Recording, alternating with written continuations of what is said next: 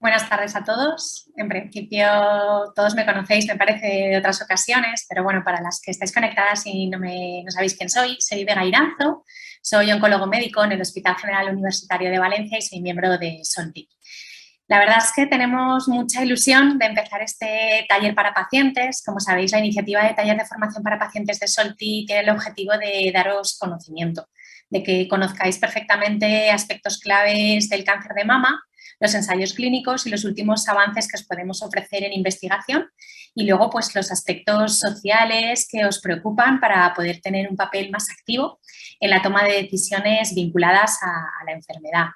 En este sentido, el taller de hoy, como bien sabéis, es de bienestar físico y emocional, está dentro de la serie de talleres que hemos hecho a lo largo del año y vamos a contar con expertas oncólogas en cáncer de mama, la doctora Cristina Hernando del Hospital Clínico de Valencia y la doctora Ana Casas de Sevilla, pero bueno, también vamos a contar con la doctora Eva Carbajo, que es psicóloga, también aquí en mi hospital y en la Unidad Funcional de Cáncer de Mama, y tenemos el testimonio de una paciente que es Ana Bea. Contaremos también con Fernando Salvador, que es el manager científico de SOLTI, que nos dará una visión de qué proyectos tenemos en marcha. Y sin más, pues vamos a comenzar. Os animo a que preguntéis todo lo que os apetezca por el chat. En principio ya sabéis que hay un icono para que podáis lanzarnos las preguntas y a cada ponente le iremos haciendo un turno de conclusiones después para poder contestar a todas vuestras dudas o a todo lo que surja a lo largo de las intervenciones. ¿De acuerdo? Entonces, voy a dar paso a la Cristina Hernando del Hospital Clínico de Valencia, pertenece también a Incliva. Ella es experta en el manejo de pacientes con cáncer de mama y una gran investigadora principal a nivel de muchos de los ensayos de SOLTI también, por lo que nos va a hablar de una parte fundamental que es el bienestar físico, cómo las terapias de medicina integral y el tratamiento contra el cáncer han avanzado en los últimos años. Así que cuando quieras, Cristina, coges el mando y empiezas la presentación. Buenas tardes a todos.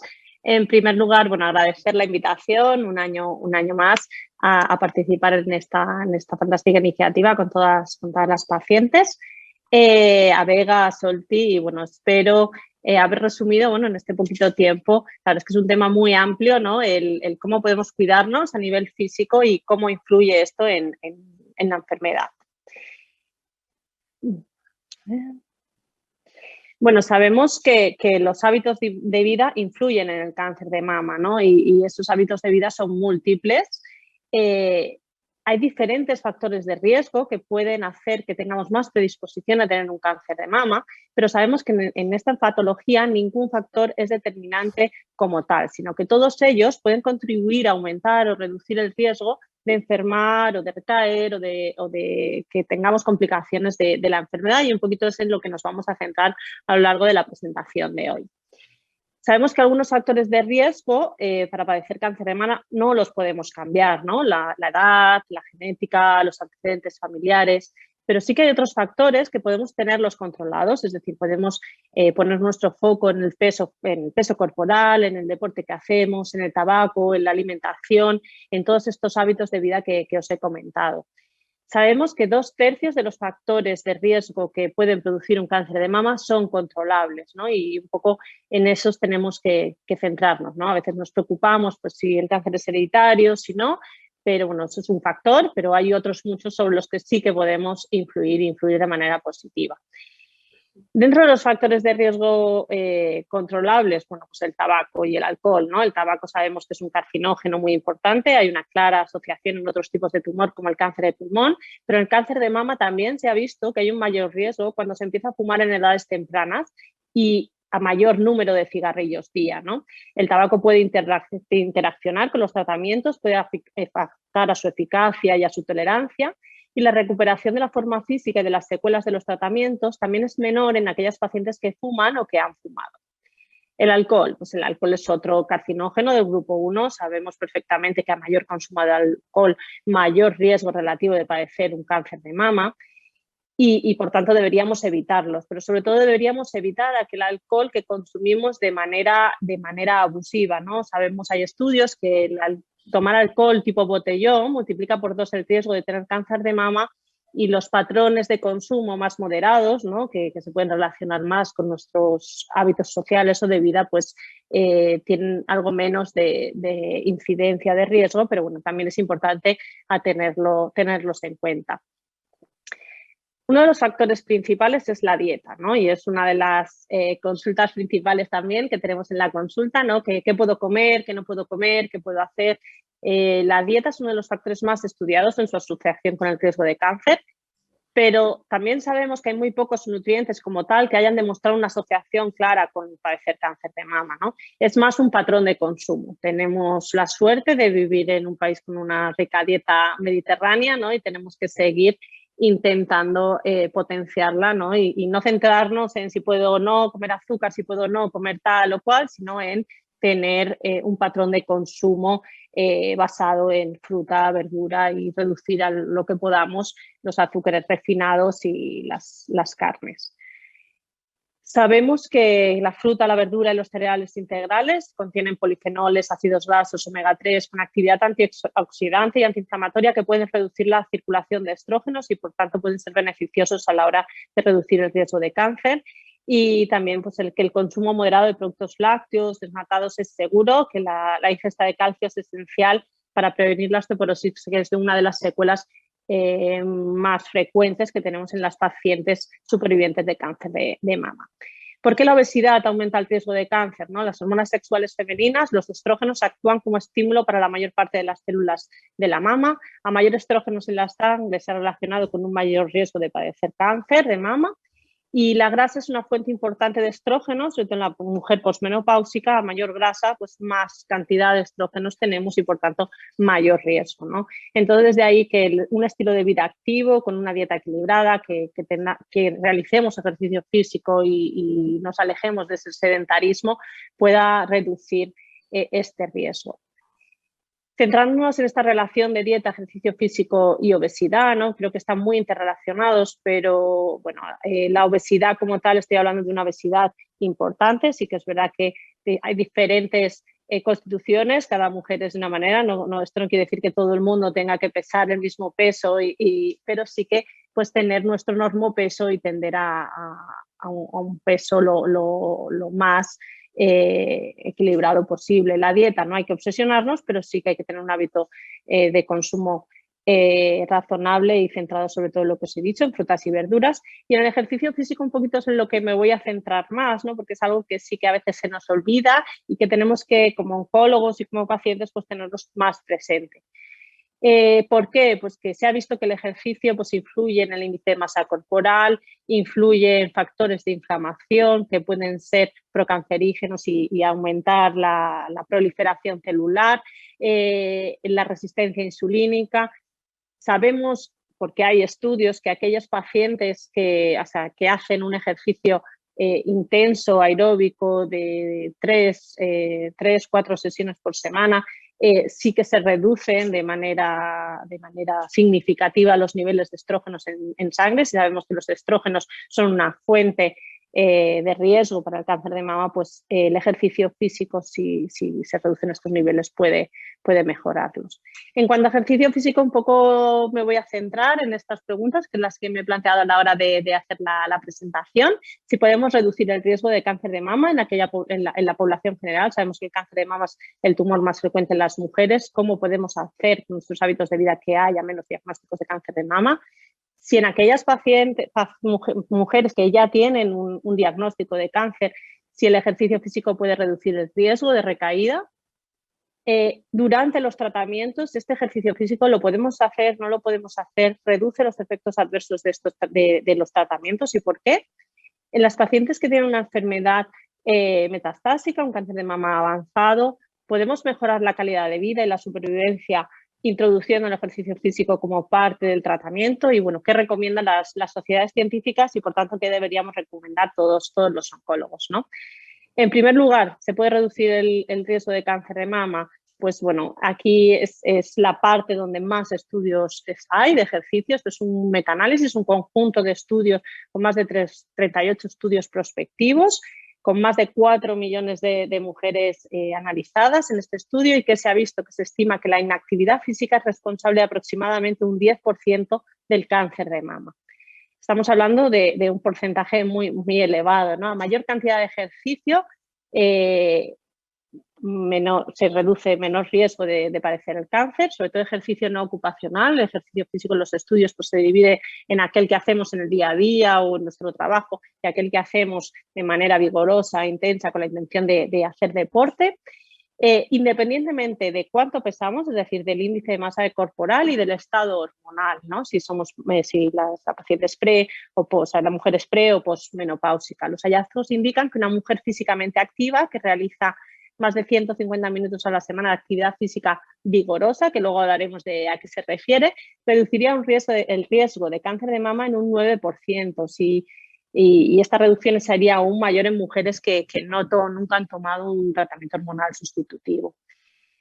Por tanto, ¿qué nos dicen los metaanálisis y todos los estudios? Que cuanto más mejor, más de 10 horas semanales de un ejercicio físico, pues se reduciría de manera muy significativa el riesgo de tener un cáncer de mama a lo largo de nuestra vida.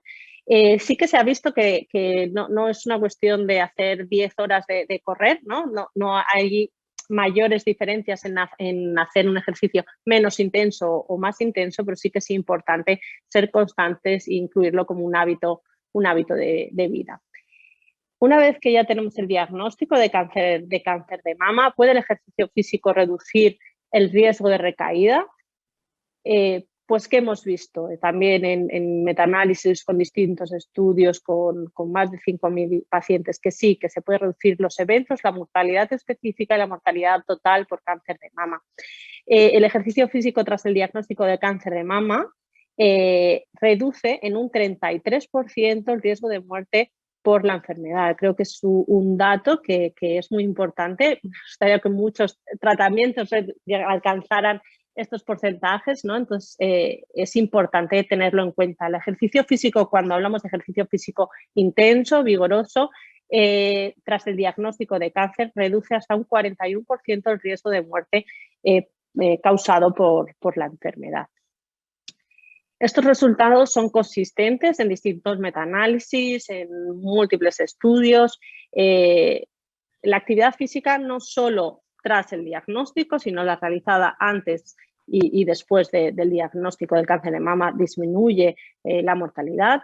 Tiene un efecto protector que se mantiene tras ajustar por estadio, por tratamiento, por índice de masa corporal, por hábito tabáquico. Es decir, es un factor independiente de otros muchos, ¿no? El ejercicio físico como tal, per se, también es un factor importante que reduce el riesgo. También en mujeres pre y posmenopáusicas con receptores estrógenos positivos, receptores estrógenos negativos. Y estos estudios, hay algunos estudios que sí que son estudios intervencionistas en los que se les recomienda a las pacientes una tabla concreta, unos ejercicios concretos, pero también hay estudios que son retrospectivos, simplemente pues basados en informes que hacen las pacientes, y en estos estudios también se ven los mismos resultados. Y en todos los subtipos el efecto del ejercicio físico es importante, pero sí que es cierto que en las pacientes luminales, en las pacientes con receptores hormonales, que son el 70% de pacientes en nuestra consulta, aún es mayor. Vamos a intentar comprender un poco el mecanismo protector del ejercicio físico. Estos resultados, ¿por qué se dan, ¿no? Sabemos que las hormonas del cáncer de mama, pues que las hormonas pueden hacer que aumente la proliferación, es decir, la división de las células tumorales, y que disminuye la apoptosis, la muerte celular, y por tanto se desarrolla el tumor. El ejercicio físico sobre las hormonas, ¿qué hace? Disminuye los estrógenos, disminuye la disponibilidad de estrógenos y testosteronas en sangre, y por tanto al tener menos hormonas disminuirá la división celular, la formación de tumores y la tasa de crecimiento de los tumores hormonosensibles. También el ejercicio físico actúa sobre el tejido adiposo, que además sabemos que almacena carcinógenos. El ejercicio reduce esa grasa corporal y por tanto reducirá carcinógenos almacenados, incrementa la masa magra, aumenta el músculo, se disminuye la probabilidad de mutaciones que podrían derivar del cáncer de mama, los niveles de hormonas sexuales, el nivel de insulina disponible en sangre. Por tanto, disminuimos las hormonas, reducimos la grasa, incrementamos la función inmune, que también sabemos últimamente que la inmunidad está relacionada con el desarrollo de los tumores, reducimos la tasa de crecimiento, X67 de los tumores y otros biomarcadores de inflamación, ¿no? Durante el tratamiento, cuando una paciente está en tratamiento con quimio, con radio, con hormonoterapia, el ejercicio físico puede reducir los efectos adversos de los tratamientos oncológicos que estamos recibiendo. Sabemos que estos efectos secundarios son múltiples, pues, tanto a nivel físico como psicológico, que podemos tener ansiedad, fallos de memoria, alteraciones en la sexualidad, en la densidad ósea, linfedemas, osteoporosis, osteopenia. Pues que hemos visto que la actividad física durante el tratamiento del cáncer también tiene beneficios, ¿no? En aquellos pacientes que tienen una anemia, incrementa la hemoglobina, mejora la fracción de contractibilidad del corazón, incrementa la capacidad respiratoria, hay un cambio del metabolismo de anaeróbico a aeróbico, se incrementa la masa muscular y por tanto la función muscular y la función ósea, incrementamos la función cognitiva y la neuroplasticidad, que sabemos también que la quimioterapia puede producir daño neuronal y pérdidas de memoria, mejora la capacidad y la función periférica y por tanto los síntomas relacionados con la neuropatía periférica que causamos con los taxanos durante la quimioterapia. Y entre otros, ¿no? Esto también se ha visto en múltiples revisiones. Esto es una revisión con 63 ensayos clínicos en los que hacer actividad física frente a no hacer actividad física durante el tratamiento se vio que se mejoraban todos los índices de calidad de vida, de función emocional, de función física percibida, ansiedad, depresión, fatiga sobre todo y esa función cardiorrespiratoria, ¿no? Ese cansancio que producen los tratamientos mejoran cuanto más ejercicio, ¿no? Aparte, las cirugías también producen efectos que podemos mejorar con el ejercicio, ¿no? El temido linfedema. Sabemos, hay evidencia de que el desuso conduce a la atrofia y a la disminución de la capacidad máxima y funcional de cualquier tejido musculoesquelético y por tanto ejercitarlo puede ayudarnos a prevenir, incluso a tratar pacientes con linfedema o con problemas de atrofia secundarios a las cirugías. Así como los ejercicios de fuerza y de carga, al final el músculo tira del hueso y el hueso se puede fortalecer y podemos ralentizar o evitar la osteoporosis realizando un ejercicio programado y pautado. ¿Qué información tenemos en aquellas pacientes con cáncer de mama avanzado? Pues sí que es verdad que los datos que tenemos son menores, pero también sabemos que las pacientes con cáncer de mama avanzado que van a recibir tratamiento no con una intención durante un tiempo determinado, sino que son pacientes que van a llevar tratamiento durante largos periodos de tiempo.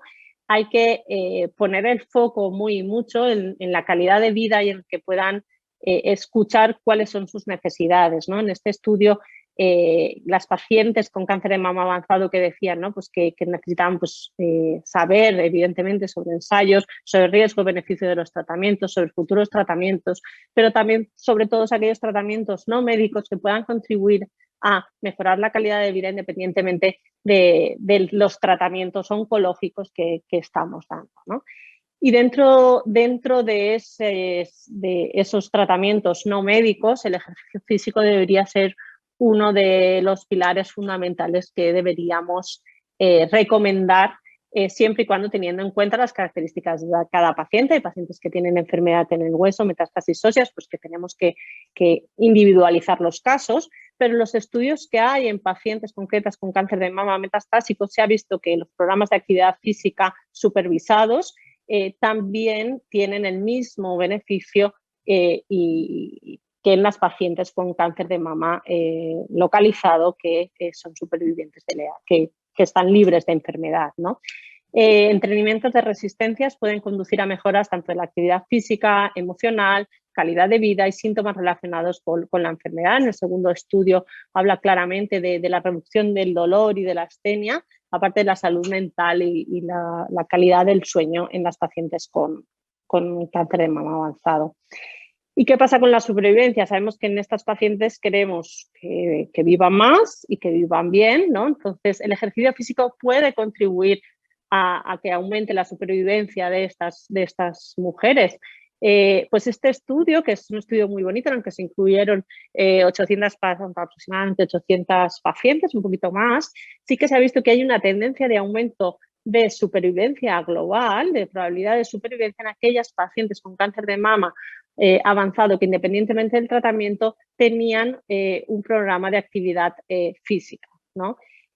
Son las curvas, se dividía en actividad física leve, moderada o vigorosa, y aquellas pacientes con una actividad física vigorosa vivían más que aquellas pacientes que no realizaban actividad física, ¿no? Yo creo que es algo que tenemos que tener en cuenta.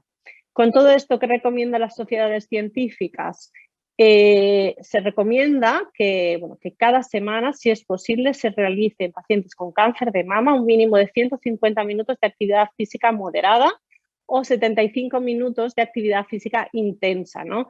Actividad física intensa, senderismo, correr, ir en bicicleta, nadar; moderada, pues caminar rápido, ir en bicicleta pero un poquito más lento, ¿no? Bueno, al final el problema de todos estos estudios y de las recomendaciones es que cada uno de los estudios mide el ejercicio de una manera, ¿no?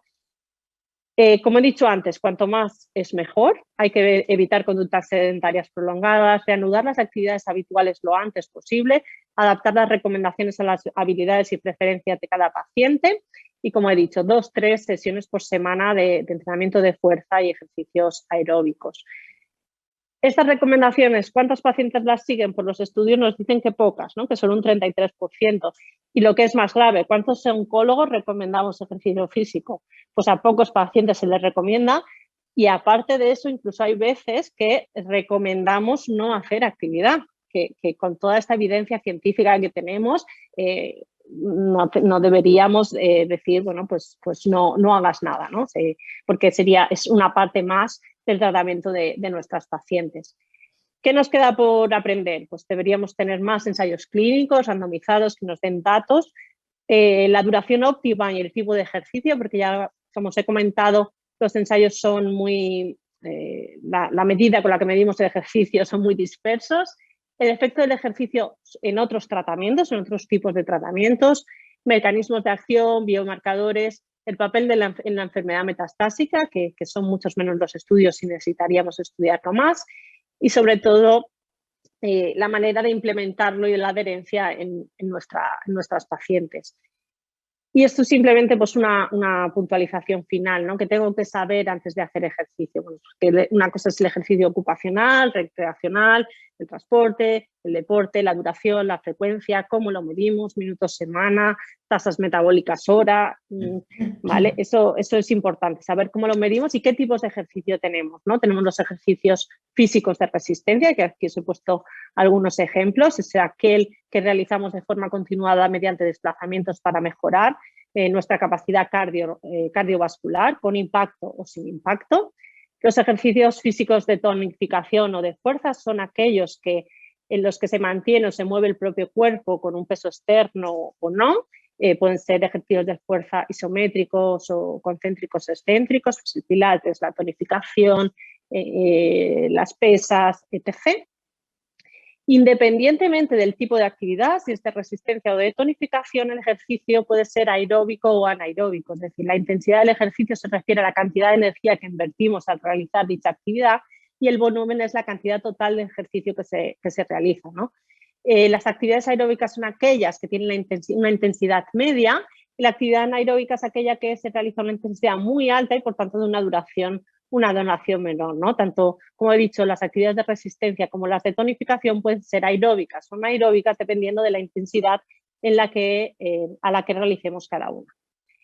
Y simplemente para concluir, espero no haberme pasado mucho de tiempo, decir que el ejercicio físico regular de intensidad moderada, vigorosa, se asocia con menor riesgo de cáncer de mama y debería recomendarse como prevención primaria del cáncer de mama, que el ejercicio físico apropiado reduce el riesgo de recaída y disminuye la mortalidad específica por cáncer en aquellas pacientes ya diagnosticadas, que deberíamos recomendarlo a todas las pacientes tras el diagnóstico, y que nos queda mucho trabajo por delante, falta evidencia de ensayos randomizados, falta profundizar en los mecanismos biológicos de por qué pasa esto y sobre todo tener tiempo y tener programas de implementación de ejercicio físico en nuestros servicios de oncología, que todavía, bueno, es algo en los que nos queda todavía mucho trabajo por hacer.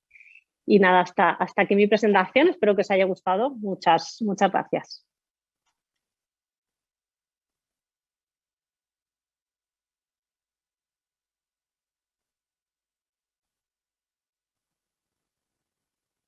Muchas gracias, Cristina. Te has ajustado perfectamente al tiempo.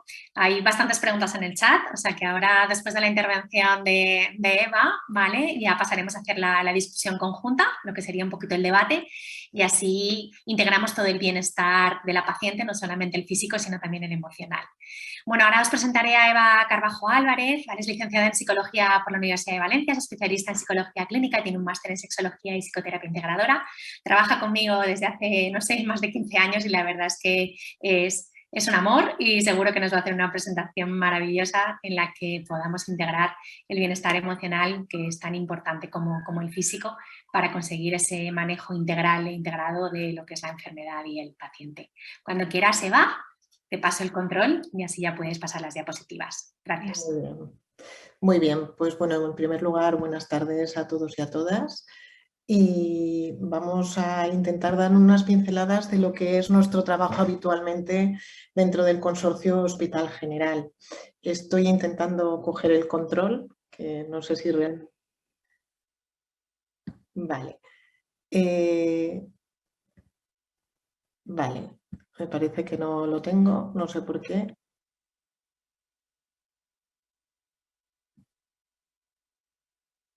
Vale, bueno, pues como comentaba anteriormente, trabajamos en un equipo multidisciplinar que está compuesto por los oncólogos y los psicólogos y cirujanos, radioterapeutas, con lo cual nuestro trabajo consiste sistemáticamente en ver cómo podemos hacer que esa enfermedad que acaban de diagnosticar afecte lo menos posible en la vida de la paciente en ese caso.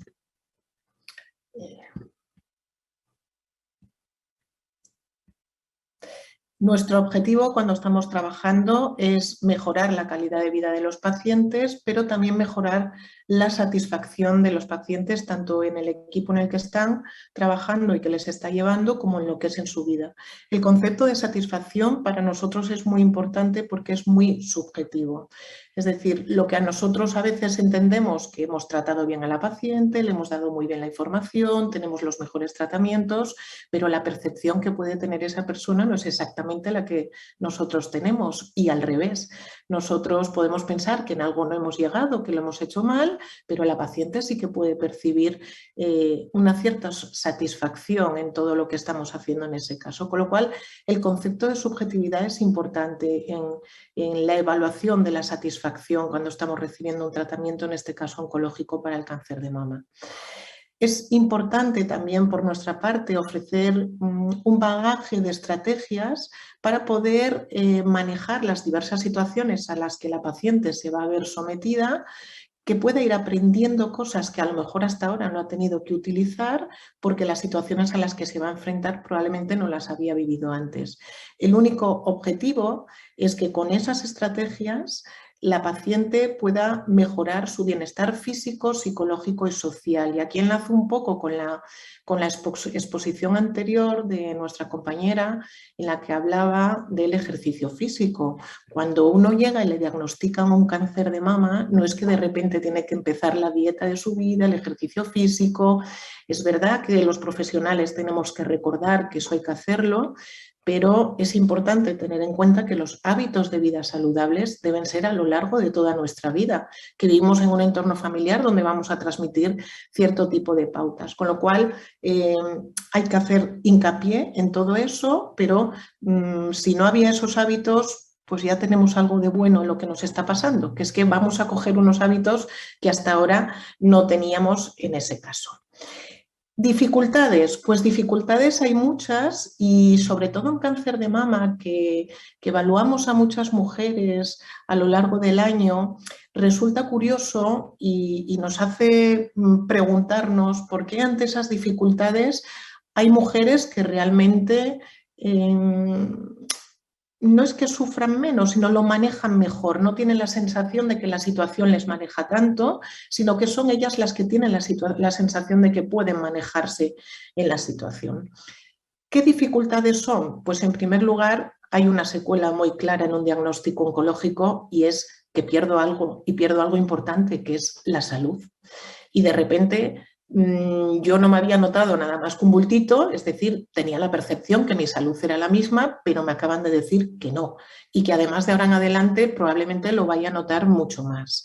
Eso además va a suponer que a lo largo de los tratamientos va a haber una alteración de mi físico, probablemente una pérdida de peso, si hay una intervención quirúrgica y a nivel corporal, sobre todo principalmente en aquellas pacientes que van a tener algún tipo de intervención quirúrgica.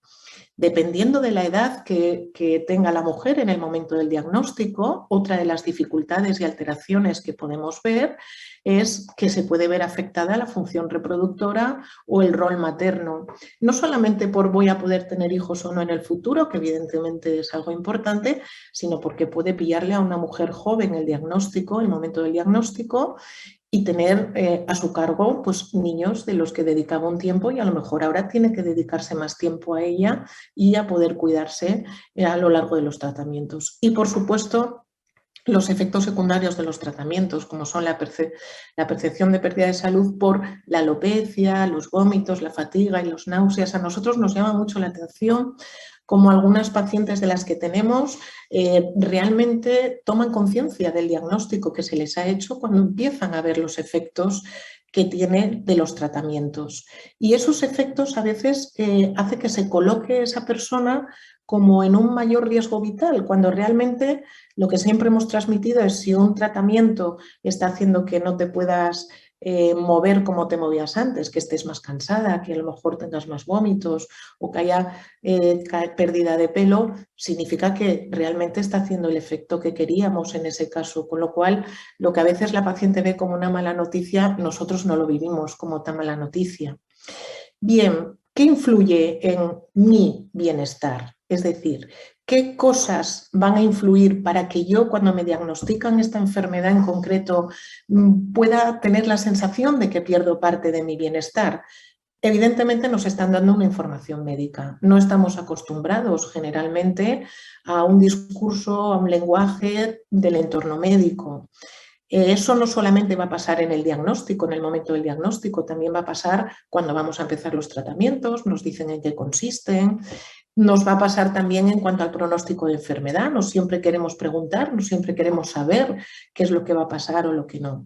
¿Qué más cosas van a influir en ese bienestar? El tipo de cirugía que se va a hacer dentro de lo que es la enfermedad oncológica en el cáncer de mama. Tenemos mujeres que han llevado una cirugía pues, de la que se van a ver más afectadas y mujeres en las que prácticamente no van a tener afectación en ese sentido.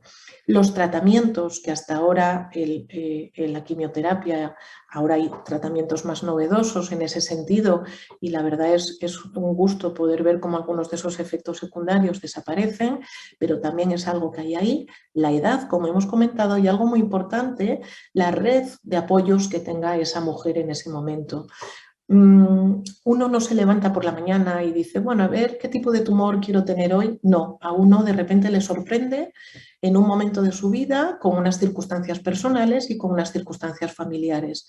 Y en ese momento es sobre lo que vamos a tener que trabajar. Pues todo ello va a hacer que influya. Vale, muy bien, tenemos equipo multidisciplinar, tengo muy buenas oncólogas que están pendientes de mí, que van a echar mano de los psicólogos y de los cirujanos si necesitan, pero ¿y yo qué puedo hacer como paciente? ¿Qué es lo que puedo hacer? Bueno, pues preguntar, preguntar y preguntar y comunicar y comunicar. Yo siempre digo que no hay oncólogos o oncólogas que no cuenten la información, sino que hay pacientes que no preguntan. Yo creo que es muy respetuoso que cuando tenemos un paciente que guarda silencio, que no pregunta y que no quiere saber, respetar ese tiempo para el médico, los oncólogos y las oncólogas es muy importante. Y yo creo que si queremos respetar a esos pacientes, tenemos que conocer quiénes quieren saber. Solo lo podemos saber si el paciente pregunta. Sabemos que comprende cosas de la información que les damos cuando nos pregunta o nos devuelve información. Sabemos que comprenden lo que está pasando cuando nos preguntan cosas y les devolvemos información. Y además, el paciente que sabe, que conoce, está más ubicado, sabe dónde está. Por lo tanto, eso va a reducir mucho los niveles de ansiedad anticipatoria y va a reducir mucho posibles trastornos más graves del futuro a nivel psicológico, como pueden ser la ansiedad o la depresión en este caso. ¿Qué podemos hacer? Pues es importante para nosotros diferenciar dos conceptos, el de reconstruir y el de recuperación. Y yo utilizo siempre, bueno, ahora he puesto ese montón de personas con la mascarilla por el tema COVID, pero otras veces pongo una muralla que se cae. Cuando a veces perdemos algo, la muralla se cae, volver a construir la misma muralla que teníamos es muy importante, muy difícil. Por lo tanto, a veces la recuperación no siempre se puede hacer de forma rápida, sino que es mejor reconstruir. A nivel emocional nos hemos roto, nos ha roto porque no contábamos con eso en ese momento de nuestra vida y tenemos que tener fuerza para afrontar toda la enfermedad.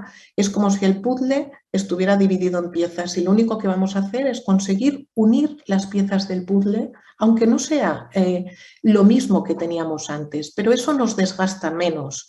Tenemos que tener ahora toda la energía para poder llevar a cabo los tratamientos. El objetivo no es reparar la pérdida, sino que es resistir durante el proceso y mantener el equilibrio. Y el retorno gradual a la normalidad poco a poco es la recuperación, que tendremos tiempo de poder hacerlo y poder volver a la normalidad. En este caso, la normalidad sería prevenir y estar atentos. Bueno, pues con todo esto que me cuentan, con todo esto que me dicen y con todo este equipo multidisciplinar que tengo, se me pone todo en la cabeza y no sé muy bien qué es lo que tengo que hacer, porque para ellos es fácil, pero yo luego vuelvo a mi casa y tengo que vivir con todo eso. ¿Por dónde empiezo? Bueno, pues la imagen corporal es algo muy importante en este caso, incluso en aquellos casos donde prácticamente no se va a ver afectada. ¿Qué podemos hacer? Pues aquí tenemos que funcionar con una atención muy selectiva. La atención es una cosa que varía mucho y a veces decimos, ay, es que se me olvidan las cosas. No, es que no estás atenta a las cosas y eso es importante. Por ejemplo, ¿qué destacaría yo de mi apariencia? ¿Qué cosas me gustan? Me gusta la forma en la que miro, me gusta cómo sonrío, me gustan mis manos. El cuerpo es mucho más que un pecho o que un brazo que se hincha. Hay muchas más cosas, pero de repente nuestra atención se vuelve selectiva y solo ve esa parte en la que realmente nos sentimos mal.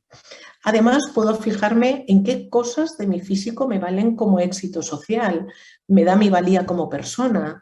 Es decir, realmente, ¿qué es lo que hace que yo pierda el atractivo? ¿Que tenga el ceño fruncido así o realmente otros aspectos de mi cuerpo? ¿Qué me da valor como persona para tener éxito social? ¿Vale? Incluso ver qué conductas de evitación estoy haciendo porque realmente no quiero ver ciertas cosas en este momento. Sobre todo, ver qué disponibilidad de recursos tengo para poder empezar a reconstruirme en este caso.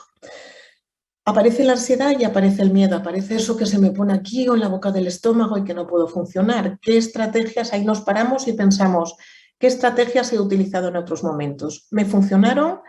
Si no me funcionaron, no me tengo que sentir culpable si antes no me funcionaron o si antes sí y ahora no me funcionan, porque lo único que voy a hacer es utilizarlas para que me sirvan de alivio. Antes me funcionó y ahora ya resulta que no. Bueno, pero mientras la pongo en práctica, por lo menos me alivio porque sé lo que puedo hacer.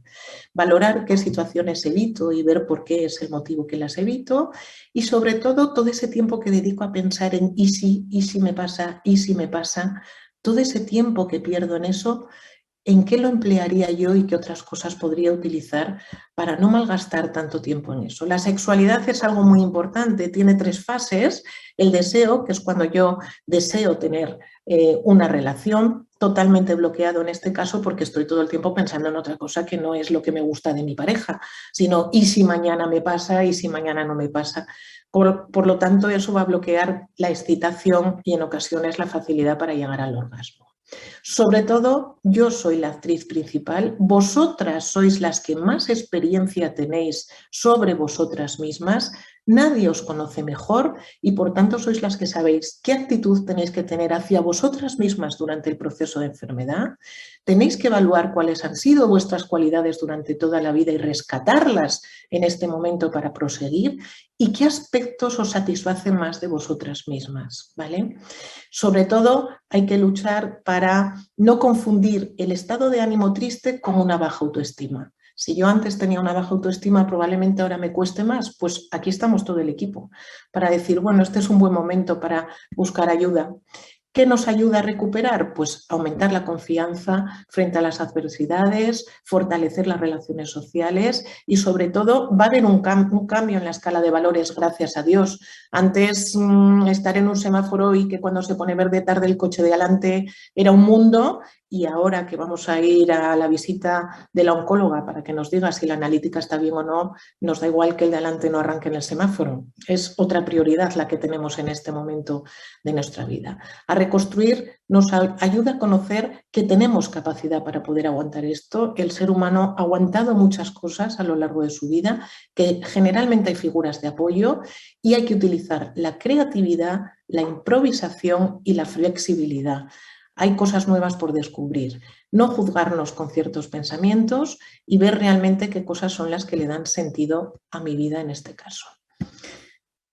Y bueno, un poco hasta aquí lo que yo más o menos quería comentar sobre estos temas.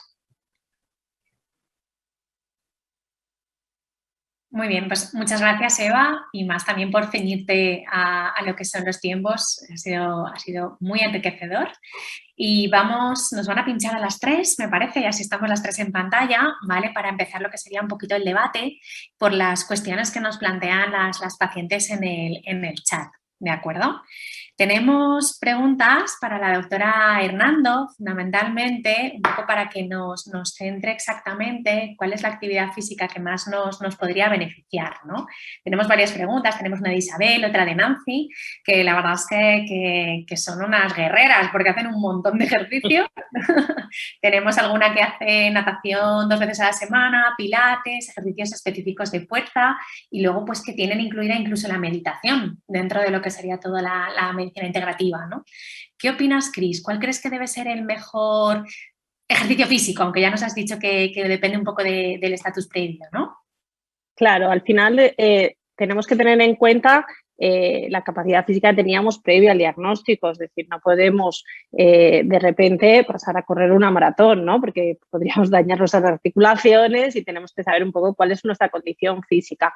Pero teniendo en cuenta eso, sí que es importante alternar ejercicios, ¿no? Caminar es un ejercicio fenomenal, la natación que no tiene impacto sobre las articulaciones, pero también los ejercicios de fuerza, ¿no? Sobre todo para la salud ósea, los ejercicios de fuerza y tonificación, como el pilates que ha dicho Isabel, como ejercicios de brazo, de fuerza, que luego veremos con algunos ejemplos de la paciente que va a comentarnos, son muy importantes para las secuelas locales y también, bueno, pues para esa salud ósea que se ve tan mermada con los tratamientos, sobre todo los tratamientos hormonales de largo plazo. Y a Isabel decirle que fenomenal, que lo hace todo fenomenal, hace un montón de cosas. Otra de las inquietudes, y luego ya paso con Eva, ¿las triple negativo también se benefician del ejercicio o son solo las hormonales por el tema del estradiol? No, a ver, evidentemente los estrógenos siempre, bueno, es uno de los factores más estudiados, pero en los metaanálisis que, como he dicho, hay miles de pacientes incluidas, se benefician todos los subtipos de cáncer de mama. En cuanto a la disminución de riesgo de recaída, pero también tenemos que tener en cuenta que en cuanto al beneficio durante el tratamiento, se benefician todas las pacientes, por lo tanto, deberíamos recomendarlo independientemente del subtipo de cáncer de mama que tenemos. Vale. Eva, respecto a la meditación, ¿y alguna técnica específica que podamos aplicar durante el tratamiento para también disminuir los niveles de ansiedad y depresión? ¿Qué opinas? ¿Depende de la paciente o hay alguna situación que es más específica para ello? Bueno, la verdad es que la meditación está muy de moda ahora con unas técnicas psicológicas que también están muy de moda, que es el mindfulness, ¿vale? Tanto que lo oímos. Es difícil para las pacientes hacer eso porque se define claramente por una frase, aquí y ahora. Y nos cuesta mucho llevar a la paciente aquí y ahora. Es decir, si estoy en el sillón poniéndome la quimio, pues estoy aquí y ahora y puedo ver pues, si la de enfrente es guapita o fea, si el sillón es cómodo o no, si resulta que hoy enfermería, míralas cómo están hoy. Eso es estar aquí y ahora, pero ellas no se van al aquí y ahora. Ellas se van, y si ahora cuando acabe empieza a vomitar más que el otro día y entonces resulta que ta. Entonces, esas técnicas que enseñan el aquí y ahora, que es la meditación y el mindfulness, yo creo que son muy interesantes, pero si a alguien le resulta muy difícil, con la frase de aquí y ahora es suficiente. Y luego a veces, como cada uno traemos nuestra historia, pues hay gente que tensiona mucho, hay gente que esto sí no se da cuenta o que se coge al asiento, a la silla como si se lo fuéramos a quitar. Pues detectar eso y simplemente relajarlo ya puede ser algo muy interesante en ese caso. ¿Y cómo podemos conseguir los oncólogos, yo desde mi punto de vista, que el paciente hable? Que el paciente me diga lo que le preocupa, porque es verdad que preguntar directamente muchas veces es complejo. Tú me lo dices siempre, haz pausas. Y tú sabes que te hablo mucho, entonces claro, me resulta difícil a veces. Bueno, hay algo que cuesta mucho en consulta en general, nos cuesta a los psicólogos que estamos entrenados para ello, y es soportar el silencio. Es difícil que alguien no nos cuente algo, es difícil si nosotros estamos hablando todo el tiempo, pero si nos callamos y le miramos y mantenemos este silencio, alguien tiene que hablar. Es incómodo generalmente a nivel social el silencio, pero a lo mejor dice, pues ya está todo, pues ya tenemos claro que no quiere saber nada más.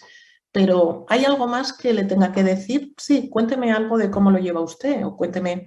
Las pausas de silencio son importantes. Y luego preguntar directamente. En general, es cierto que yo con oncología es una especialidad, nosotros trabajamos con todo el hospital, la doctora Iranzo lo sabe, y con oncología es una especialidad que generalmente no tiene problemas de comunicación y el paciente tampoco. Y yo creo que es más importante respetar al que no quiere saber que hacer hablar al que quiere hablar, porque en general nuestros pacientes hablan bastante y conocemos bastante bien todo de ellas. Nos es más difícil respetar a la yo no quiero saber nada, cuénteselo a mi marido. Y bueno, es otra estrategia de afrontamiento, ni siquiera es una evitación, es una estrategia para afrontar eso lo mejor posible. Muy bien, pues muchas gracias a las dos. Vamos a dar paso justamente a una paciente. Además, una paciente que también ha visto los toros como desde la barrera, ¿no? Porque ella es nefróloga, es directora médica en un centro de diálisis y es lo mismo, ¿no? Los médicos nunca pueden ponerse malos y de repente pues igual también caemos, ¿no, Ana Beatriz? Tal cual. Tal cual, bueno. Ahora es una dragona, ¿no? Ahora nos cuentas. Ahora soy dragona. Muy bien, como dragona, cuando quieras, cariño. Muy bien, pues lo primero quiero daros las gracias por permitirme poder decir este testimonio que espero que pueda ayudar a mucha gente, a muchas mujeres que como yo pues ha pasado este tipo de enfermedad.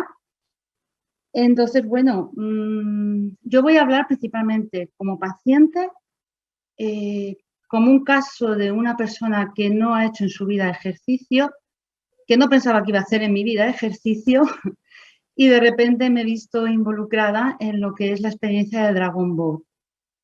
El Dragon Boat, mucha gente no lo conocerá, por eso creo que voy a enfocar la presentación para que todo el mundo lo sepa en dos partes. Una primera parte para conocer qué es lo que hacemos, qué es este deporte, y luego una segunda parte donde contaré pues mi experiencia personal y todo lo que a mí, lo que es esta modalidad deportiva, me ha ayudado. Entonces, pues el Dragon Boat es un deporte náutico. Actualmente está en pleno auge, aunque el deporte en sí tiene más de 2000 años de antigüedad, es de origen asiático y lo hacen millones de personas. Es decir, aunque parezca una exageración, es así. Está extendido en todo el mundo, aunque empezó en Asia, como he dicho antes, y a raíz de, bueno, surgió un movimiento, el movimiento BCS, que es el Breast Cancer Survivor. Es una modalidad destinada a pacientes, también hay hombres con cáncer de mama, aún no se anima ninguno, desde aquí lanzo un llamamiento, pueden venir también. pues eso, muy destinado a practicar el Dragon Boat en pacientes con cáncer de mama. Actualmente ya hay más de 5.500 palistas que están practicando esta modalidad con cáncer de mama y repartido en todos los continentes. Como veis aquí en el barco, esta es una imagen del barco, estamos en la Marina de Valencia y como veis, pues es un barco espectacular, es un barco muy vistoso, está formado por una cabeza de dragón, el cuerpo del barco, la cola. Y lo que hay en nuestro caso son 10 mujeres palistas, 5 en un lado y 5 en otro, otra que lleva el timón y luego otra el tambor. Vamos paleando al ritmo de un tambor que nos va marcando el ritmo de que tenemos que hacer el ejercicio. Es muy importante la coordinación, con lo cual aparte del deporte también tienes que coordinarte muy bien. Es un barco estable, porque uno de mis miedos era, ¿y si me caigo al mar, yo qué hago? Pues es muy estable, es muy, muy cómodo y es muy fácil aprender. Como creo que una imagen vale más que 1000 palabras y por más que yo explique lo vistoso que es, no se va a ver, os he preparado un vídeo que preparamos ahora en septiembre porque es cuando hicimos un campeonato, porque también competimos, la Copa de España aquí en la Marina de Valencia, y hicimos este vídeo de presentación. Dura poco más de 1 minuto, lo vemos y seguimos, si os parece bien.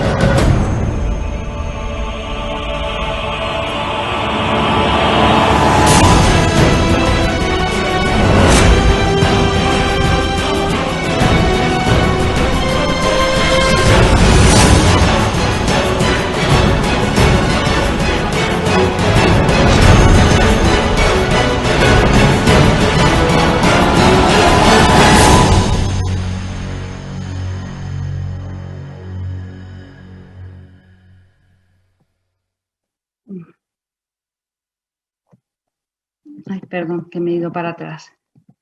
Nada, el vídeo es bastante corto. No me voy a meter en teoría porque no interesa más lo que es el testimonio, pero sí que hace ya unos cuantos años, parecía cuando tenías un cáncer de mama, por el miedo a desarrollar linfedema, pues te decían que no movieras el brazo, que tuvieras mucho cuidado, que no cogieras peso, que... entonces fue en el año 95 cuando un doctor canadiense que hacía de manera propia este deporte, pues quiso probar a ver qué pasaba en un grupo de mujeres a las que él llevaba con cáncer de mama y entrenó de una manera controlada y diseñada 24 voluntarias durante 3 meses haciendo Dragon Boat.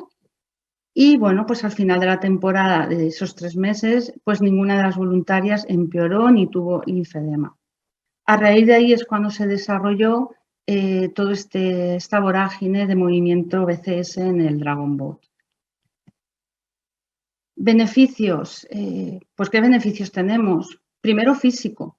¿Por qué? Porque tienes que hacer deporte. Es decir, no es que estés ahí paseando, tienes que moverte, tienes que hacer ejercicio, tienes que hacer fuerza, flexibilidad, coordinación muy importante. Entonces es una cosa que te da una estabilidad y una mejoría brutal. A nivel mental también, te aumenta la autoestima, ves que puedes hacerlo, ver que hay más vida después de lo que es un cáncer de mama, te animas, ves que has hecho un entrenamiento, que estás súper bien, que te sientes mejor y pues a nivel mental, ya que toda la charla está enfocada a bienestar físico y bienestar mental, pues esta modalidad deportiva nos lo permite. Bueno, podemos hacerlo. Es una actividad también social. nosotros en el equipo ahora somos 50 mujeres, de las cuales 40 y muchísimas tenemos cáncer de mama. Entonces, es una actividad de grupo donde compartimos experiencias, compartimos emociones. A nivel de tema médico intentamos prevenir el linfedema, mejorar nuestro drenaje linfático. Es un deporte que no gasta gasolina, protege el medio ambiente, bastante sano y sobre todo, pues eso, mejora la calidad de vida en la totalidad. Entonces, esto es un poco la primera parte de la ponencia, porque yo lo que quería era sobre todo que todo el mundo supiera lo que es. Y ahora pues voy a hablar un poquito de mí. No estoy acostumbrada, pero voy a hablar de cómo el ejercicio físico ha mejorado mi calidad de vida. Bueno, a mí me diagnosticaron cáncer de mama en el 2017. Como ha dicho Vega, tengo las dos partes, la de parte de médico y la parte de paciente. Lo he vivido desde los dos lados. En ese momento te entras en un estado de shock, te empiezan a decir muchas cosas, tratamientos, quimio, radioterapia, cirugía. Y una de las cosas que primero me dijo el oncólogo es que hiciera actividad física. Y como bien dice Vega y la doctora Hernando, pasé mucho, porque bastante estás ahí pasando la quimio, el pelo, los dolores articulares, que son importantes, con parches de morfina. Y bueno, pues justamente el deporte no es una prioridad en tu vida, porque lo que estás haciendo es como guerrear contra una enfermedad que te hace bajar bastante tu nivel de vida. Y bueno, pues como he dicho antes, no había hecho nunca deporte y en el 2018, a través de una conocida, pues me habló del Dragon Boat y dije, bueno, pues voy a probar. No he hecho deporte nunca, me voy a ir en 2 días. Hablo del 2018, estamos en el 2021. ¿Y qué he conseguido con el Dragon Boat? Primero, hacer deporte, cosa que mi oncólogo creo que ni se lo cree. He controlado mucho el dolor. Ya no llevo parches de morfina. En estos momentos sigo teniendo dolores articulares, estoy con tamoxifeno, pero lo controlo con analgésicos normales. He conseguido sentirme parte de un equipo, 50 mujeres, pues de todo hay, de todos nos reímos. He conseguido tener ilusión y pensar que no, vamos, que la vida sigue y que soy capaz de mucho más de lo que yo creía. Estamos ilusionadas, vamos a competiciones donde nos juntamos más equipos como nosotras. Y da igual la competición, porque aquí no se ganan medallas, aquí ganamos todas. Aquí da igual quien tenga el oro, el plata o el bronce. Estar allí y tener la experiencia ya es ganar. A nivel psicológico, muy importante también, entre todas sabemos lo que hemos vivido más o menos todas situaciones muy parecidas, nos comprendemos. A nivel médico, de las mujeres que hay en el equipo, ninguna ha desarrollado, de las que no tenían linfedema, las que ya tenían lo han podido hacer. Debo recordar que es un deporte adaptado a nosotras, es decir, tenemos una entrenadora que según dónde estamos operada o nuestro brazo que esté mejor o peor, nos pone en un lado o en otro del barco. Adaptamos la fuerza física a nuestra condición física del momento. Y bueno, creo que soy un claro ejemplo de cómo alguien que no era deportista y que estaba mal, pues ha mejorado mucho con una actividad como esta. Entonces, pues desde aquí animo a todas las que nos estén escuchando, pues que hagan deporte, como ha dicho la doctora Hernando, vamos, animaros que merece la pena. Y bueno, esto es todo. Muy bien. Pues muchas gracias, Ana Beatriz. La verdad es que apetece, ¿eh? Yo es que soy muy deportista, entonces intento siempre, pues, en la medida de lo posible, escaparme y la verdad es que lo que hago es correr. Pero bueno, la verdad es que este verano he empezado con el pádel surf, así que no sé si me tendréis por ahí. En cualquier momento en la marina me voy a probar porque tengo a muchos pacientes que están de Vega cuando vienes al Dragón. Entonces, claro, claro. De verdad que espectaculares, creo que es una experiencia muy enriquecedora y contando con datos de evidencia científica que va a disminuir la recaída, creo que es fundamental para el manejo de la enfermedad a largo plazo, ¿no? Y en ese sentido también para toda la parte de rehabilitación, tanto incluso para las pacientes con linfadenectomía, que creo que en ese sentido es un deporte seguro que se puede aconsejar sin problemas, ¿vale? Muchísimas gracias. Gracias, Ana Beatriz. Bueno, a continuación vamos a dar paso, ¿vale?, al manager científico de Solti, que es Fernando Salvador, que nos va a poner al día de todos los proyectos que tenemos en danza. Así que cuando quieras, Fernando, es tu turno. Gracias. Hola a todos y todas. Mi nombre es Fernando Salvador y soy manager científico en Solti. Durante los próximos minutos os trataré de explicar de una manera concisa qué es Solti, quiénes los componen, a qué nos dedicamos y cuál es el objetivo del grupo. Solti es un grupo académico con más de 25 años de trayectoria dedicado a promover y llevar a cabo la investigación clínica en cáncer, mayoritariamente cáncer de mama, pero no exclusivamente este tipo de tumor, dado que recientemente hemos comenzado algún estudio clínico en pacientes con otro tipo de tumores. Solti está formado por más de 400 socios especialistas de diferentes disciplinas, es decir, no solamente oncólogos, sino también radiólogos, especialistas en anatomía patológica, investigadores dedicados más a los procesos de laboratorio. Todos estos socios investigadores se encuentran distribuidos en más de 100 hospitales que componen nuestra red, mayoritariamente en España, pero también trabajamos con centros en Portugal, Francia o Italia. ¿Qué es lo que hacemos en Solti? ¿Cuál es nuestra misión? Pues nuestra misión es promover una investigación innovadora de calidad para poder mejorar el pronóstico de las pacientes de cáncer de mama, pero también, como he dicho antes, pacientes en otro tipo de tumores. ¿Cuál es nuestra perspectiva de futuro? ¿Cuál es nuestra visión?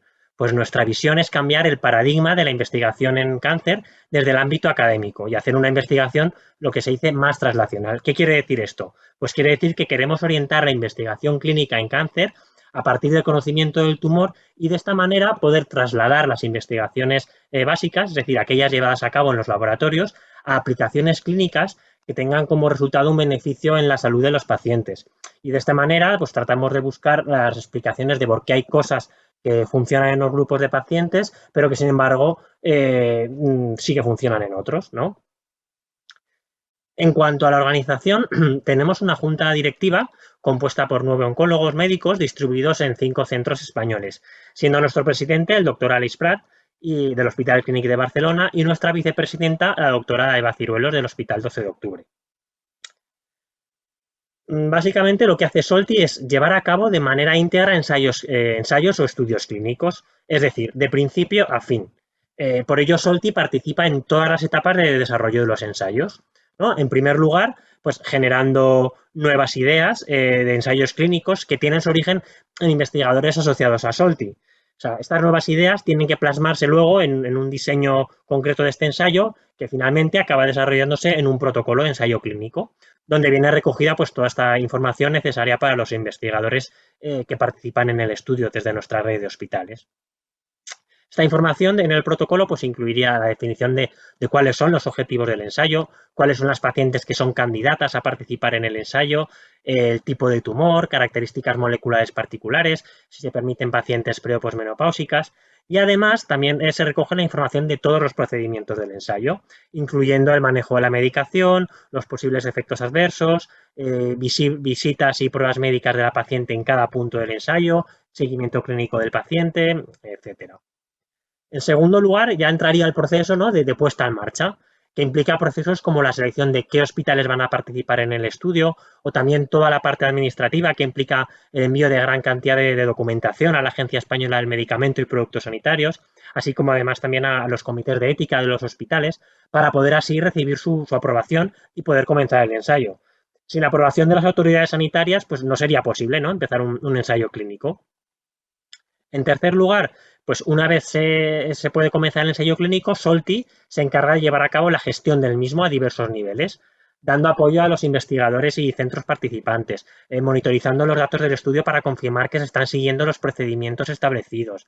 También gestionamos todo aquello relacionado con las muestras biológicas, principalmente muestras de sangre y biopsias tumorales, que nos permiten en ocasiones seleccionar qué pacientes son candidatos a los ensayos, pero también llevar a cabo análisis en el futuro para investigaciones relacionadas con cáncer. Y ya por último, una vez el estudio ha finalizado, desde Solti también se lleva a cabo todo el proceso de comunicación científica, que implicaría la publicación de los resultados obtenidos en los ensayos clínicos, para que puedan ser conocidos, ¿no?, pues por toda la comunidad científica y médica. Y de esta manera, pues poder así seguir desarrollando las ideas para poder enlazar con el siguiente ensayo para llevar a cabo pues una investigación lo que sería más avanzada, con el objetivo siempre, en última instancia, de cambiar la práctica clínica para poder mejorar el pronóstico de las pacientes. En Solti se llevan 3 tipos de estudios, ¿no?, que han dado lugar a 3 programas distintos. En primer lugar, el programa de biomarcadores. En este tipo de estudios, pues más que llevar a cabo estudios con un fármaco en concreto, lo que hacemos es tratar de buscar explicaciones de por qué hay un grupo de pacientes que se están beneficiando de un tratamiento y otros no. Por eso decimos que estas investigaciones no son intervencionistas, al no interferir con el tratamiento habitual de los pacientes. Para estos estudios, pues es muy importante tener la información que nos pueden dar las muestras biológicas, principalmente las biopsias tumorales. Y el objetivo es buscar lo que llamamos un biomarcador, ¿no?, que permita a los oncólogos seleccionar mejor qué pacientes se pueden beneficiar de un fármaco en particular y qué pacientes necesitarían más probablemente un tratamiento alternativo. Luego tenemos lo que se llaman los ensayos clínicos habituales, ¿no?, el Clinical Trial Program. Dentro de este grupo de estudios, pues hay una amplia variedad de tipos y se buscan diferentes fármacos, terapias o estrategias que puedan impactar en el beneficio clínico de los pacientes. Hay ensayos que tienen el objetivo, por ejemplo, de buscar nuevas combinaciones de fármacos que puedan ser más efectivas, o, por ejemplo, pues también hay ensayos que tienen como objetivo reducir o disminuir los tratamientos en pacientes en los que se piensa que no se van a beneficiar de este tratamiento y, por lo tanto, podemos disminuir la toxicidad, aumentando además la calidad de vida de la paciente. Muchos de estos ensayos se realizan gracias a una idea o un biomarcador que ha venido del Biomarker Program para predecir la sensibilidad, ¿no?, a un tratamiento, como hemos comentado antes. Y gracias a esa información, pues se puede desarrollar un ensayo clínico teniendo en cuenta la información que proporciona ese biomarcador y testar el fármaco no solamente, o sea, testar el fármaco solamente, ¿no?, en la población en cuyos tumores se expresa ese biomarcador que hemos descubierto previamente. Y por último, comentar que también tenemos el programa de ventana de oportunidad o window. Este tipo de ensayos se llevan a cabo en el periodo de tiempo, en la ventana de tiempo, desde que un tumor de mama es diagnosticado, ¿no?, hasta que se lleva a cabo la cirugía del tumor, que normalmente suele ser pues unas 4 semanas después del diagnóstico. Se aprovecha esa ventana de tiempo para estudiar un tipo de terapia o combinación de fármacos sin interferir con el tratamiento habitual de las pacientes. Normalmente en estos estudios las muestras pues tienen un papel muy importante, dado que los resultados para estudiar de estos tratamientos se obtienen al analizar cómo ha cambiado la biología del tumor o, por ejemplo, la cantidad de ADN tumoral que hay circulando en sangre antes y después del tratamiento de este estudio. Ya para finalizar, pues simplemente comentaros que Solti tiene unos 40 estudios activos, de los cuales 21 son estudios propios de Solti, en los que intervienen todas las partes del proceso que he explicado anteriormente. Y además participamos en otros estudios a través de diversas colaboraciones, estudios, ¿no?, que son iniciados por otros grupos y otros promotores y nosotros pues actuamos como colaborador en ese sentido. Y creo que esto es todo lo que os quería contar. Muchas gracias a todos y todas y espero que este resumen, ¿no?, pues os haya ayudado un poco a comprender mejor cuál es el papel de Solti y cuál es el objetivo del grupo. Muchas gracias.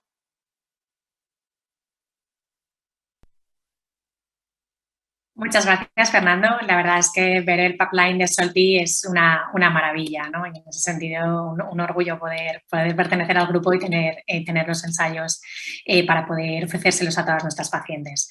En ese sentido, vamos ahora a continuación a hablar del estudio HOPE, ¿vale? Nos lo va a presentar la coinvestigadora principal con el doctor Prat, la doctora Ana Casas, ¿de acuerdo? Porque es un estudio que, bueno, en principio pretende justamente eso, ¿no?, hacer que las pacientes que sufren un cáncer de mama metastásico pues puedan adaptar las terapias según su perfil. Así que, sin más, te cedo el control, Ana, cuando quieras, y nos explicas el HOPE. Gracias. Muchas gracias, Iranzo. Muchas gracias a todas por estar hoy aquí participando en este taller. Y voy a hablaros un poco del proyecto del programa HOPE. Es un estudio de práctica convencional, es decir, es un estudio que se realiza dentro de la práctica clínica convencional, pero que es un estudio muy novedoso en el sentido de que es un estudio que es liderado por pacientes, es el primer estudio en España liderado por pacientes con cáncer de mama metastásico y que se realiza en la situación de tratamiento y en la situación clínica en la que la paciente esté en ese momento, pero se hace una secuenciación, un análisis genómico en biopsia tumoral y en biopsia líquida. Con este análisis genómico y haciendo el aparejamiento con los datos clínicos, bueno, pues se llegan a conclusiones que en un porcentaje importante de casos pueden ser relevantes para su diagnóstico, su mejor diagnóstico y su futuro. Realmente entra dentro del programa de biomarcadores de SOLTI. De los 3 programas que ha explicado Fernando, este entra dentro de biomarcadores. ¿Y por qué hacemos esto? ¿Por qué realmente es un proyecto distinto? ¿Y qué es lo que tenemos de distinto en el programa HOPE? Bueno, pues hacemos oncología de precisión. La oncología de precisión es una oncología que va más allá de los tratamientos convencionales. Los tratamientos convencionales son muy buenos, dan muy buenos resultados, en muchas ocasiones son indispensables, pero han llegado a sus cotas, han llegado a su máximo beneficio. Y ahora existe ya la posibilidad en determinadas ocasiones de poner en funcionamiento fármacos más personalizados, menos tóxicos y que tienen resultados indiscutibles porque apuntan y actúan frente a biomarcadores selectivos que cada paciente tiene en su tumor. Todas las pacientes, todos los tumores son diferentes. El objetivo de esto es ir ganándole tiempo a la vida, ir ganándole tiempo al cáncer. ¿Por qué? Porque ganar tiempo es ganar esperanza, por eso se llama HOPE.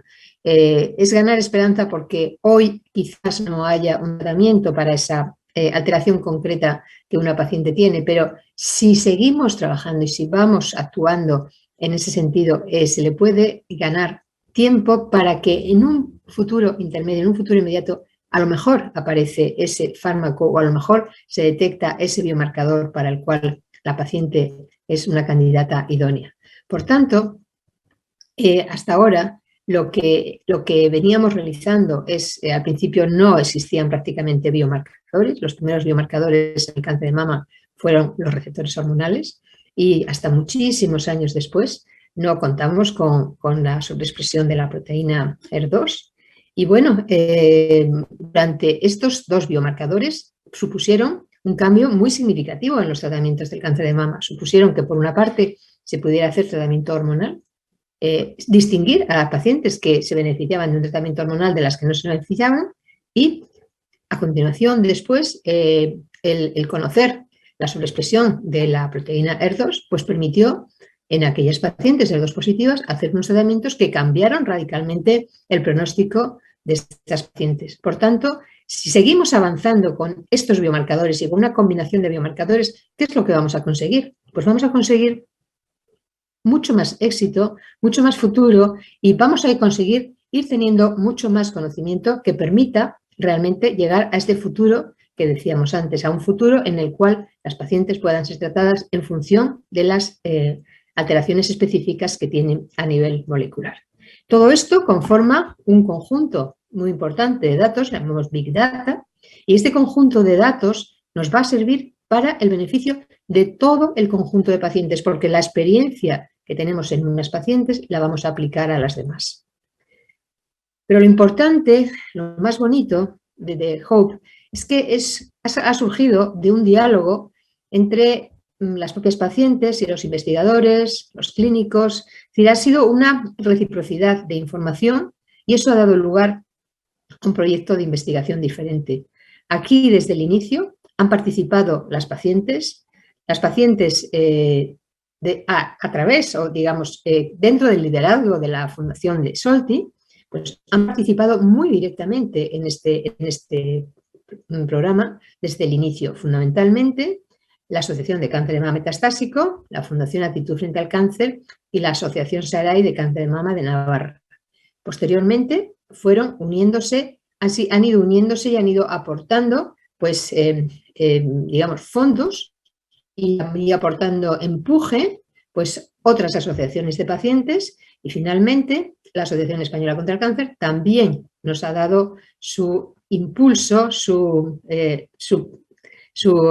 aceptación y su difusión como un estudio importante e interesante en el ámbito de la oncología de precisión. Por eso digo que es una labor importantísima la de las asociaciones de pacientes, las que han tenido en el desarrollo de este proyecto. Aquí tenéis una fotografía del acto de entrega de la primera donación que hubo de la Asociación de Cáncer de Mama Metastásico.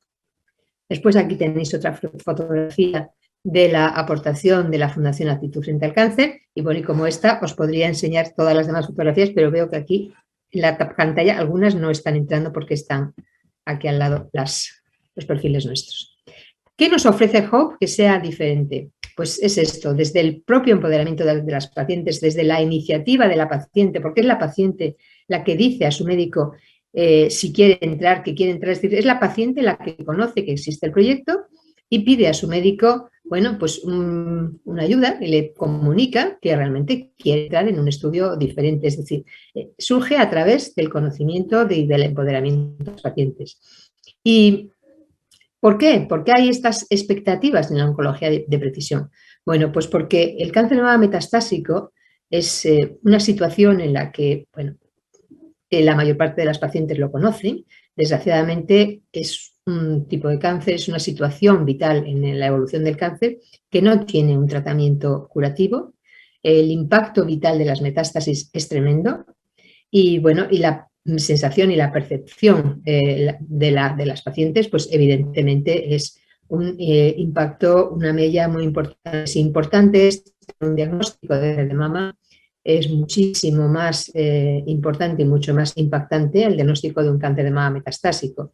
Y esto es así por eso, porque no se sabe que no hay un tratamiento, hay incertidumbre por saber, por conocer qué es lo que me está, digamos, que beneficiando este tratamiento que me están poniendo, porque realmente los efectos secundarios están ahí, pero hay muchas veces que, bueno, existe una cierta incertidumbre, una gran incertidumbre a veces por el beneficio terapéutico, no solo las pacientes, sino los propios oncólogos.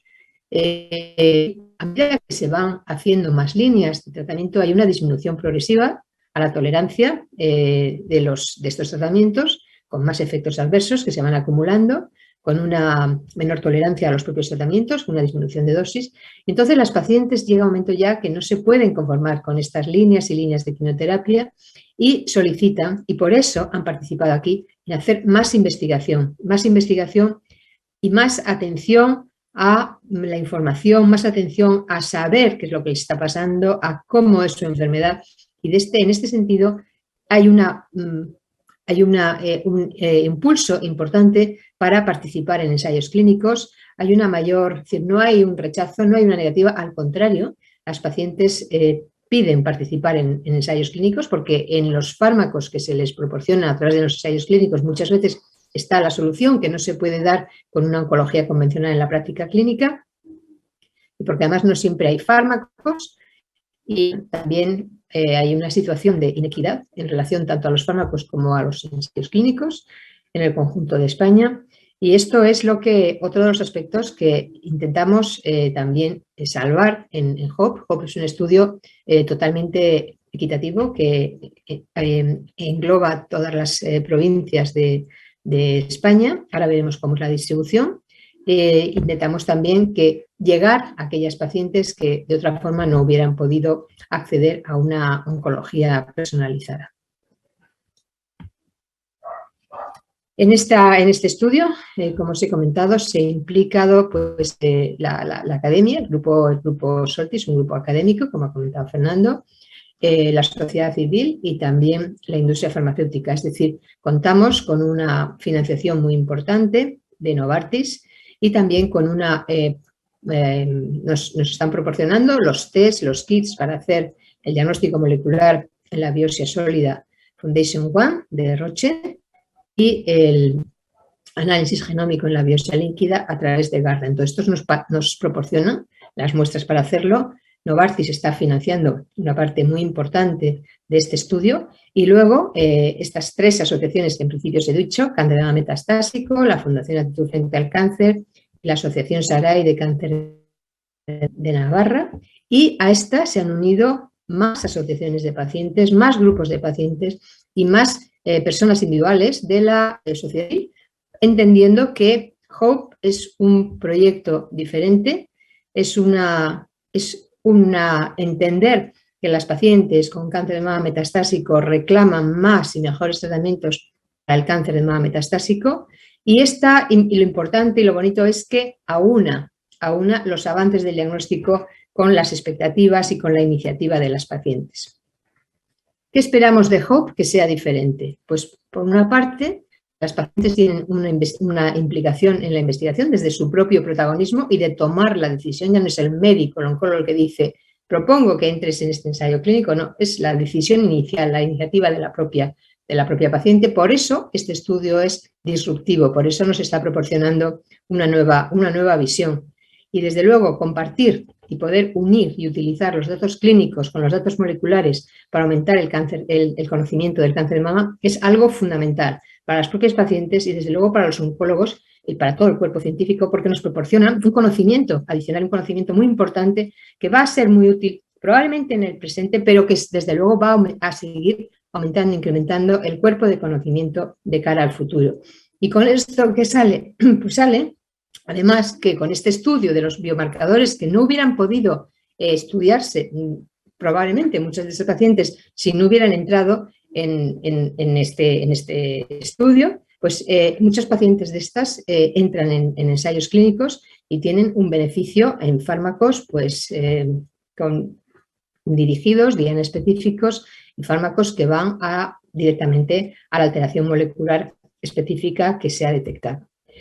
Desde el punto de vista de los clínicos y de la investigación, pues esto supone un diálogo permanente entre investigadores y pacientes dentro de esta plataforma con una transferencia inmediata del conocimiento en beneficio de las pacientes y es una situación propiciada mucho mejor para compartir experiencias y conocimiento entre los clínicos y los pacientes. Realmente en las pacientes está la mayor fuente de información que para los propios oncólogos y compartir estas experiencias de conocimiento realmente está proporcionando ya unos beneficios muy importantes.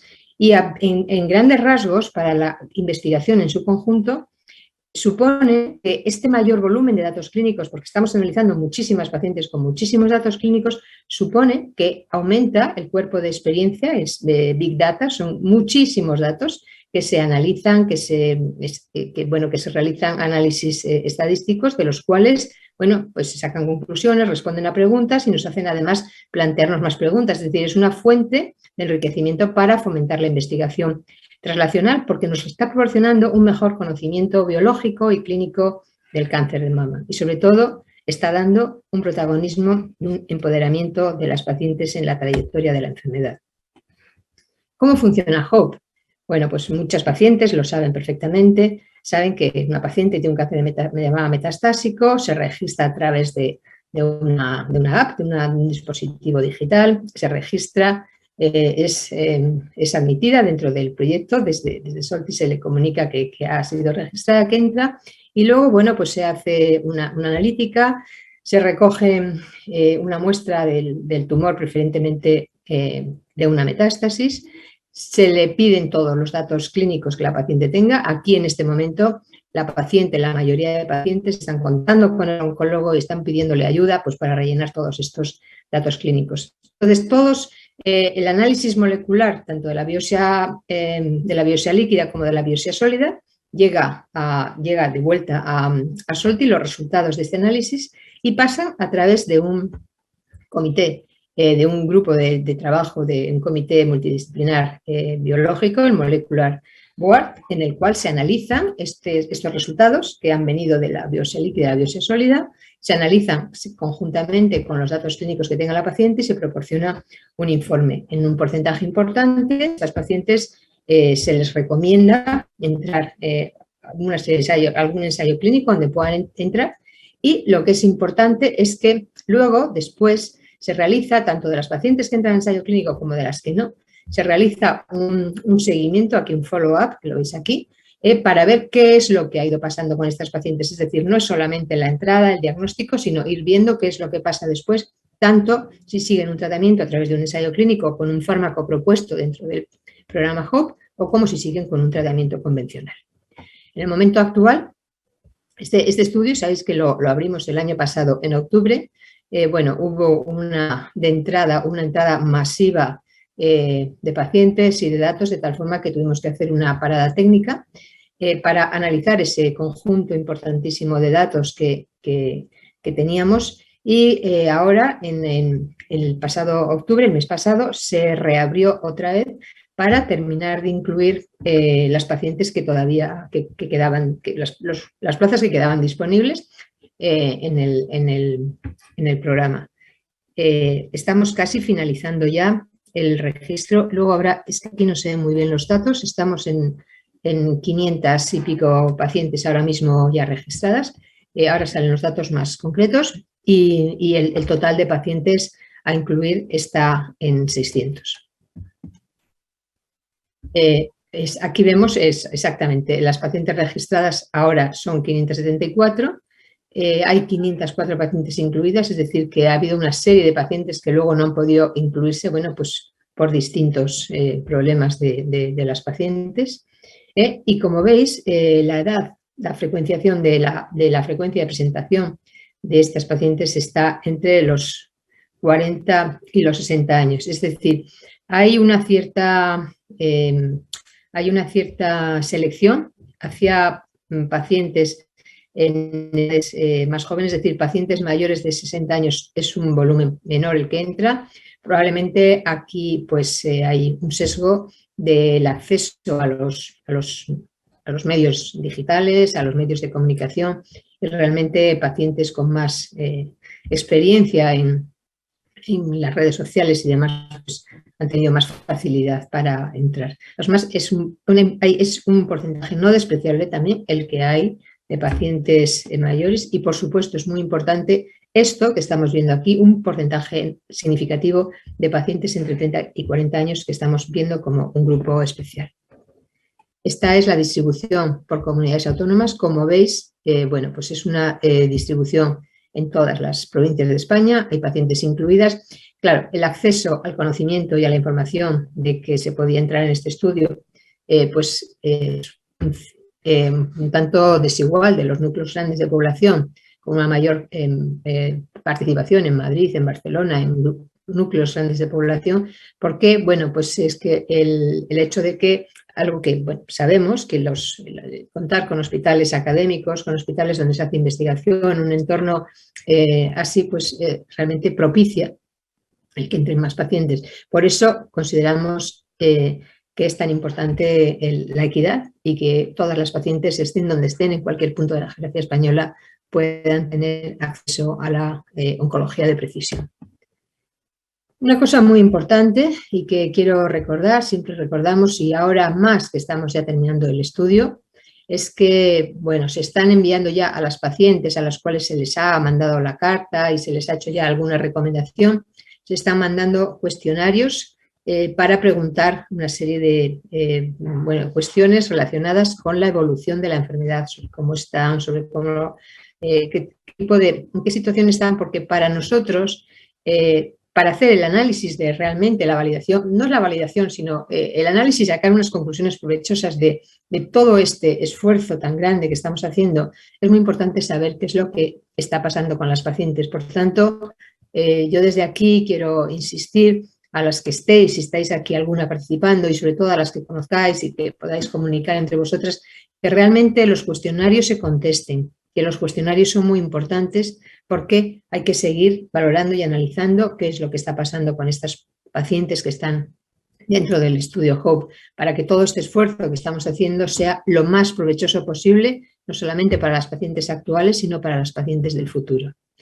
Y para finalizar, ya deciros que bueno, nosotros estamos por la oncología de precisión, por favorecer la oncología de precisión, porque creemos que es el futuro de la oncología médica, Pero hay retos para implementar la oncología de precisión. No es un camino sencillo, no es un camino fácil porque realmente lo estamos empezando y bueno, hay que tener una serie de medios y una serie de conocimientos para poder implementar la oncología de precisión.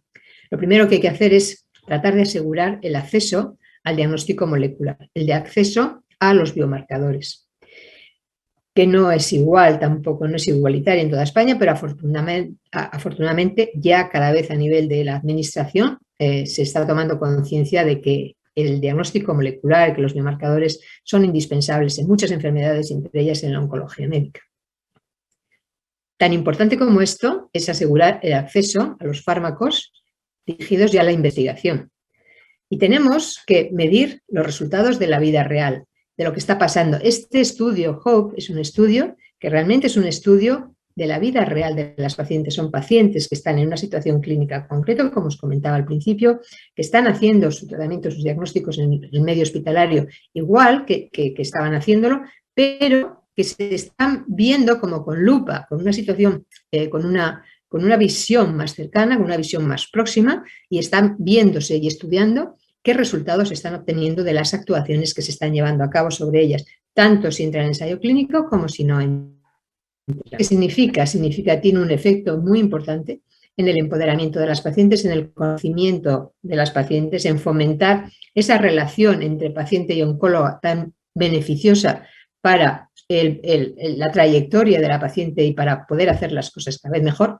Y creo que hay algo más en todo esto, que es nosotros también los oncólogos necesitamos formarnos, necesitamos saber cada vez más, necesitamos tener más precisión en lo que es el diagnóstico molecular. Para nosotros mismos es algo también nuevo que va calando y que va permeando poco a poco, porque realmente todo esto nos está informando, nos está proporcionando información, nos está proporcionando un conocimiento y nos está acercando más a una investigación clínica de tipo translacional, que es la investigación que surge de las propias preguntas que nos hacemos en la práctica clínica para el beneficio directo de las pacientes. Así es que yo os animo a las que estáis en el programa que mandéis los resultados, contestéis los cuestionarios. A las que no estéis todavía y tenéis la posibilidad, todavía queda alguna plaza para poder entrar. Y desde luego agradecer a todas esas asociaciones de pacientes, especialmente la Asociación de Cáncer de Mama Metastásico, Fundación Actitud Frente al Cáncer, SARAI, todas las pacientes de la Asociación Bahía de Cal, las pacientes, todas las asociaciones de pacientes que están dando y que han dado una vitalidad y un impulso tan necesario y tan importante para que este programa siendo una realidad actualmente. Muchas gracias. Muchas gracias, doctora Casas. Bueno, la verdad es que desde aquí es una experiencia maravillosa. Yo he podido participar en el proyecto HOPE con varias pacientes y la verdad es que he tenido resultados muy enriquecedores. Que desde aquí yo también creo que hay que impulsar a esas 25, 30 que nos quedan para llegar a 600, ¿no? Para que realmente se movilicen, ¿no? Y vosotras, el boca a boca vuestro es mucho más poderoso que los medios o incluso que los oncólogos, ¿no? Entonces, de verdad que tenéis que implicar a vuestro oncólogo, que no se va a sentir mal, no le va a parecer que va a perder una paciente, que al revés, que te va a tener más conocimiento de su tumor, va a poder saber exactamente cuál es la droga o la mutación que tienes específica para poder tratarte mejor y desde luego no solo con un fármaco quizá más eficaz, sino seguramente menos tóxico, que creo que en ese sentido pues todos salimos ganando, ¿no? Entonces desde aquí invitaros y espero pues que os haya gustado el taller. Invitaros a que el año que viene lo mismo, participéis en los talleres, ya sabéis que más o menos hay uno cada mes, cada 2 meses, dependiendo un poquito del año en curso, que intentaremos hacer este formato un poco más semipresencial, por lo menos en los núcleos donde estemos los coordinadores, nos juntamos con los ponentes y desde casa nos podáis seguir todos, ¿no? Os invito también a que hagáis el cuestionario de valoración, que lo tendréis accesible a través del chat en YouTube y así pues nos ponéis buena o mala nota, sabemos exactamente qué es lo que os ha gustado más y lo que no. Y recordar que también estarán las preguntas del Geniali. Es una pregunta para saber exactamente si nos habéis entendido, porque es verdad que aunque intentamos siempre tener un lenguaje menos científico, quieras que no, en algún momento pues siempre nos subimos, igual empezamos a hablar de mutaciones o de heterogeneidad o de empoderamiento y son palabras un poco más difíciles que creemos que siempre pues es mejor que nos ajustemos a vosotros. Ana, no sé si quieres decir tú algo más. No, pues lo mismo, que tener en cuenta los beneficios que tiene el seguir avanzando en esta línea de la oncología de precisión, los beneficios que tienen para una mejor comunicación entre los oncólogos y las pacientes y sobre todo para ir progresando en algo muy importante que has dicho, que es evidentemente a lo mejor no existe el tratamiento ideal en ese momento o ese tratamiento no consigue exactamente lo que queremos, pero desde luego va a tener unos efectos tóxicos pues concretos de ese tumor, de ese fármaco, no los fármacos, no la quimioterapia convencional, que bueno, se sufren muchos efectos secundarios y a veces el beneficio pues siendo un tratamiento bueno y siendo un tratamiento, pero llega a su techo, ha tocado techo y la oncología de precisión realmente va a dar un paso más allá en los tratamientos de las pacientes. Así es que animarse las que quedan y sobre todo ver la oncología de precisión como una estrategia de futuro en el campo de la oncología. Muy bien, pues me toca cerrar.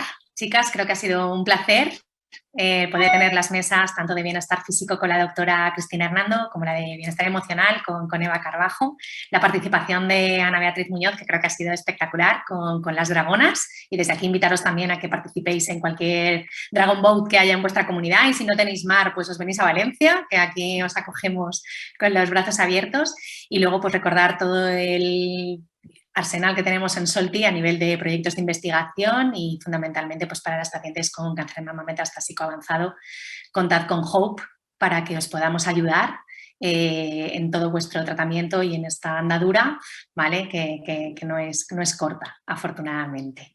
Y muchas gracias a Solti por facilitarnos esta ubicación online para que podamos seguir haciendo este tipo de talleres de formación que son tan importantes y de los que aprendemos no solo pacientes, sino también oncólogos. Y eso es todo. Muchas gracias y hasta luego.